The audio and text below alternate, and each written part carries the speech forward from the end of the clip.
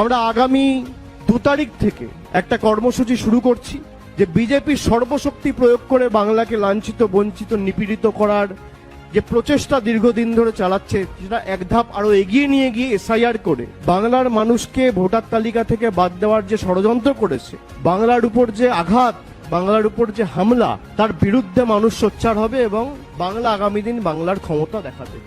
2 জানুয়ারি থেকে বিভিন্ন জেলায় আমি নিজে যাব, সেখানে আমার কিছু কর্মসূচি থাকবে, জনসভা থাকবে, রোড শো থাকবে, কিছু কমিউনিটি ইন্টারাকশন থাকবে। যেমন আমি 2 তারিখ দক্ষিণ 24 পরগনা বারুইপুর থেকে সভা শুরু করব। তার পরের দিন আমি উত্তরে জলপাইগুড়ি, আলিপুরদুয়ার নিয়ে চা বাগানের শ্রমিকদের নিয়ে একটা ইন্টারাকশন করব, একটা আলোচনা সভা বা একটা সভা তাদের সাথে করব।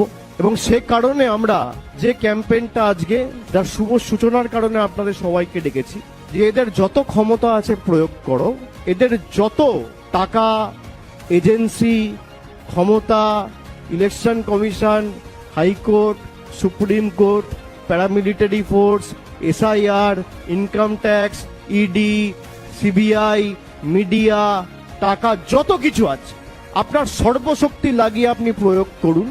যতই করো হামলা, আবার জিতবে বাংলা। এই কর্মসূচিকে সামনে রেখে আগামী 1 মাস আমি রাস্তায় থাকবো।